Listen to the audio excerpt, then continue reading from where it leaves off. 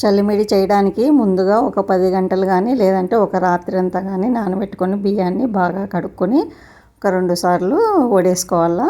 నీళ్ళన్నీ పోయేంత వరకు కొద్దిసేపు వడేసి ఏదైనా మంచి క్లాత్ కానీ లేదంటే టువాల్ కానీ ఏదైనా కూడా తీసుకొని దానిపైన కొద్దిసేపు బియ్యాన్ని ఆరబెట్టుకోవాలి. కొంచెం తడి ఉంటుంది కదా, బియ్యము పిండి వేస్తే కూడా ముద్ద ముద్ద అవుతుంది. అందుకోసం అని చెప్పేసి కొద్దిసేపు ఆరబెట్టినామంటే బియ్యము పిండి బాగా వస్తుంది. ఇట్లా ఆరబెట్టుకోవాలి. హాయ్ అండి, welcome to my channel Anuradha రఘువీర్. అందరికీ గుడ్ మార్నింగ్ అండి. ఈరోజు చలిమిడి చేస్తున్నాను. అది ఎలా తయారు చేయాలో చూద్దాము.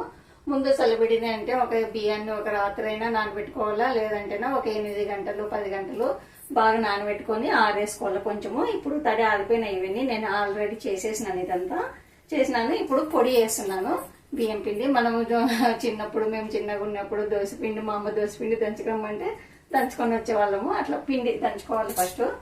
ఇట్లా ఫస్ట్ యాలక్కలు వేసినాను, నేను యాలక్కాయలు వేసినాను. ఒకటేసారి కొన్నే కదా, అందుకోసమనే ఎక్కువ లేదు, కొంచెమే.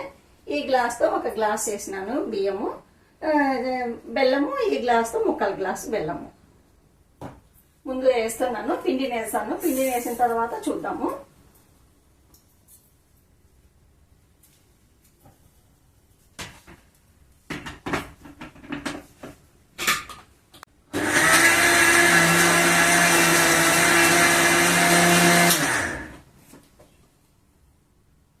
అయిపోయింది, మెత్తగా అయింది. ఇంకా తీసి జల్లెడ పట్టుకున్నాము.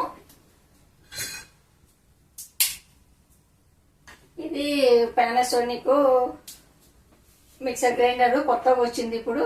దీనికి 4 జార్స్ ఇచ్చినారు. 4 జార్స్ ఇచ్చినారు. అది జ్యూస్ జారు చాలా బాగుంది, మేము వాడుతున్నాము ఆల్రెడీ.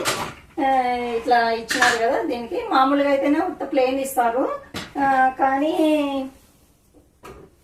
ఇలాంటిది ఇచ్చినారు. ఒకటి జాలరీ దీంట్లో పెట్టేసుకొని మనం జ్యూస్ చేసుకున్నామంటేనే అసలు ఇంకా వేరే చోట మరి వడేయాల్సిన అవసరం ఉండదు. జ్యూస్ కూడా చాలా బాగుంది. మీరు ఎవరైనా కానీ కొత్తగా కొనుక్కోవాలనుకున్న వాళ్ళు మీరు ఎట్లా తెచ్చుకోవాలనుకుంటారు, జ్యూస్ తీసుకుంటుంటారు. మరి ప్రతిసారి చాలా వేస్టేజ్ వస్తుంది కదా జ్యూస్. మనం క్యారెట్ జ్యూస్ కానీ ఏదైనా చేసుకుంటే చాలా వేస్టేజ్ ఎక్కువ ఉంటుంది. అట్లా కాకుండా దీంట్లో వేస్టేజ్ తక్కువ వస్తుంది అనమాట. ఇంతనే పిప్పి వస్తుంది, ఎక్కువ రాదు. పిప్పి కూడా మనము వడేయాల్సిన అవసరం లేదు, దీంట్లో ఉంటుంది. చాలా బాగుంది. మేము తెచ్చుకున్నాము ఆల్రెడీ. అంత 1 వీక్ అయింది తెచ్చి కూడా. 1 వీక్ 2 వీక్స్ అయింది తెచ్చి. చాలా బాగుంది. మీరు ఈయన ఎవరైనా కొత్తగా తీసుకోవాలనుకునే వాళ్ళు బాగుంది. మీకు నచ్చితేనా చూడండి.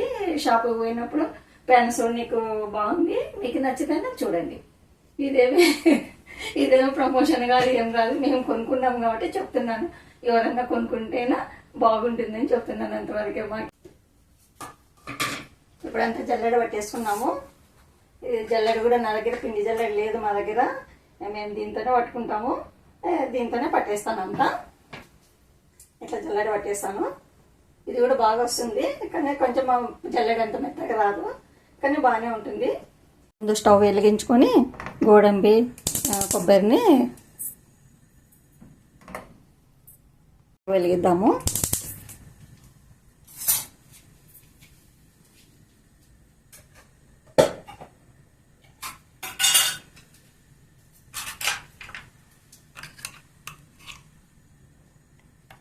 కొంచెం నెయ్యి,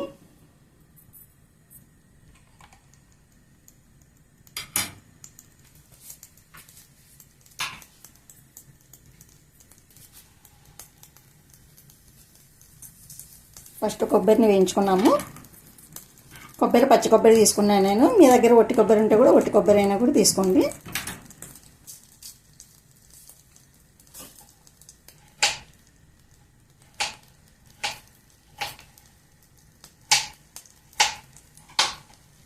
చిన్న చిన్న ముక్కలుగా ఇట్లా కట్ చేసుకోండి. మరి పెద్ద కట్ చేయొద్దండి. పెద్ద కట్ చేస్తే తొందరగా వేగవు. చిన్న చిన్నగా ఉంటే బాగుంటుంది.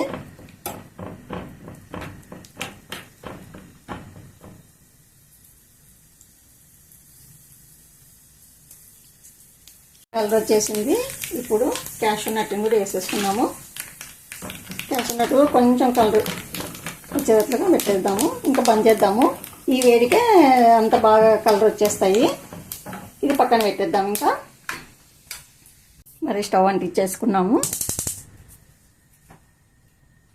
బెల్లము 1/4 గ్లాస్ తీసుకున్నాను నేను. బెల్లము మంట సిమ్లోనే ఉంచండి. కొన్ని నీళ్ళు, కొన్ని ఎక్కువ లేదు. ఇది ఉడుకుతుంటుంది, అంతలేక నేను పిండి జల్లెడ పట్టేసుకుంటాను.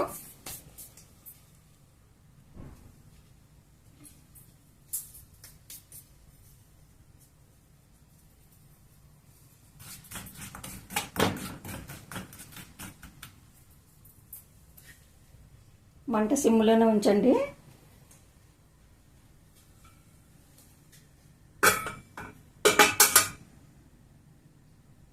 చూద్దాము, బెల్లం ఉడకబట్టింటుంది. ఇంకా బెల్లం కరగలేదు. బెల్లం బాగా కరగల్లా. బాగా కలుపుతూనే ఉంటే బెల్లం కరిగిపోతుంది.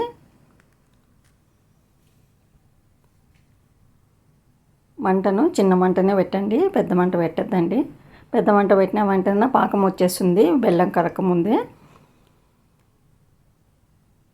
అంత అట్లా ప్రెస్ చేసినామంటే తొందరగా బెల్లం అంతా కరిగిపోతుంది. మెత్తగా ఉంటుంది కదా, తొందరగా కరిగిపోతుంది.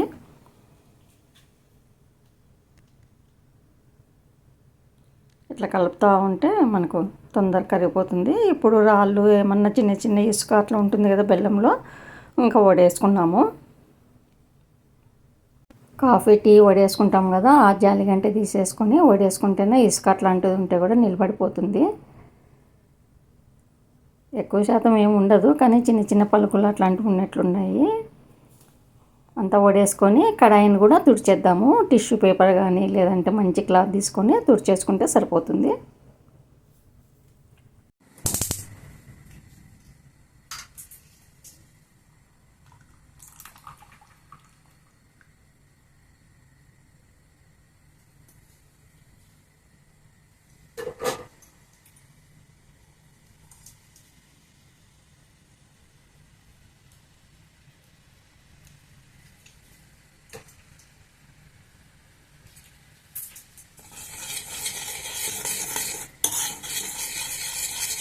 బాగా ఉడకబట్టేంత వరకు ఆగుదాము.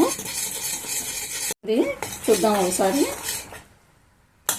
ఇంకా ఉడకబట్టాలా, ఇంకా రాలేదు పాకము.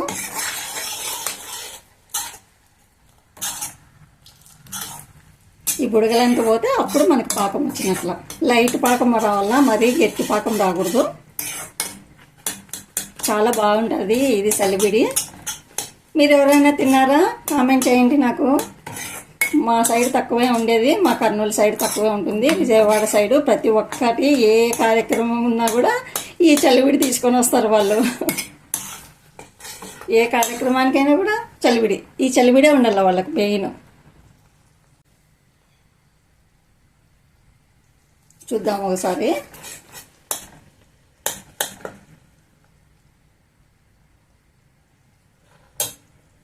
ఇంకా కట్టలేదు, ఇంకా కొంచెం ఇంకా రావాల. ఇంకా చేతికి రావడం లేదు చూడండి. ఇంకా కారిపోతుంది, ఇంకా జారుతుంది, ఇంకా లేదు.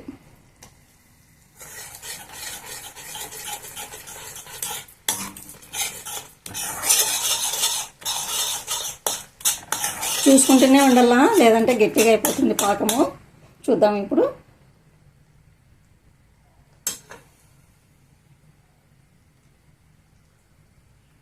వచ్చేసింది. ఇక నిలబడింది చూడండి. ఇట్లా నిలబడాల. ఇట్లా నిలబడితే వచ్చినట్లు మనకి. చూడండి ఇప్పుడు నిలబడింది కదా, ఈ నిలబడితే వచ్చినట్ల. వేసేద్దాం, పిండిని వేసేద్దాం. ఇంకా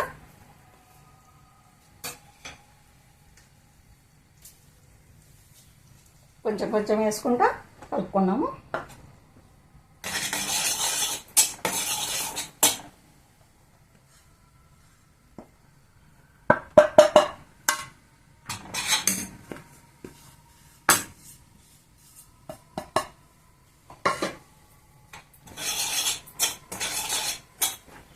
దాంతోపాటు మనం వేయించి పెట్టుకున్నాం కదా, ఇవి నెయ్యి, కొబ్బరి అవన్నీ కూడా వేసేద్దాం.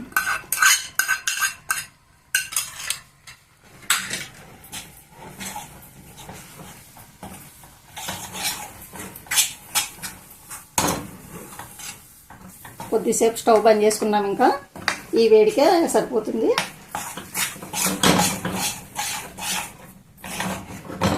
ఇంకా కొద్దిసేపు అయితే గట్టిగా అయిపోతుంది. మరి చాలా బాగుంటుంది ఇది. చలివిడి ఎంతో బలం అంట.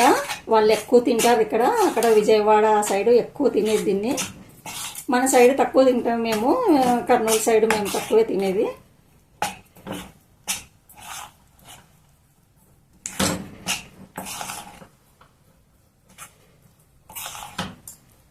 కొద్దిసేపు ఆగితే గట్టిగా అయిపోతుంది ఇది. ఇప్పుడు మరి స్టవ్ అంటించేద్దాము. ఇంకా బాగా అంతా కలిసిపోయింది కదా. కొంచెం నెయ్యి వేసుకున్నాము. ఇంకా కొద్దిగా ఇప్పుడు మరి కలిపెడదాం బాగా.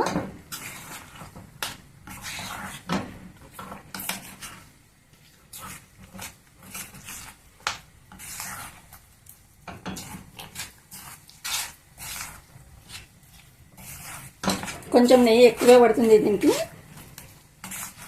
ఎందుకంటే ఉట్టిదే తింటాం కదా మనము. మరి నూనెలో వేగదు ఏమి కాదు కదా. అందుకోసమనే కొంచెం నెయ్యి ఎక్కువ వేసుకుంటే బాగుంటుంది.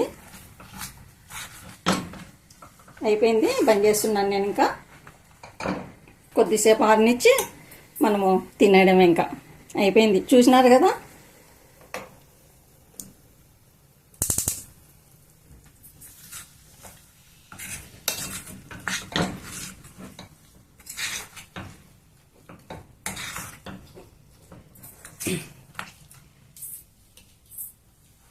చూసినారు కదండి నేను చల్లిబిడి ఎలా తయారు చేసినానో. మీకు నచ్చినట్లయితే లైక్ చేయండి, షేర్ చేయండి, సబ్స్క్రైబ్ చేసుకోండి. మరో మంచి రెసిపీతో మీ ముందుంటాను. ఓకేనండి, బాయ్.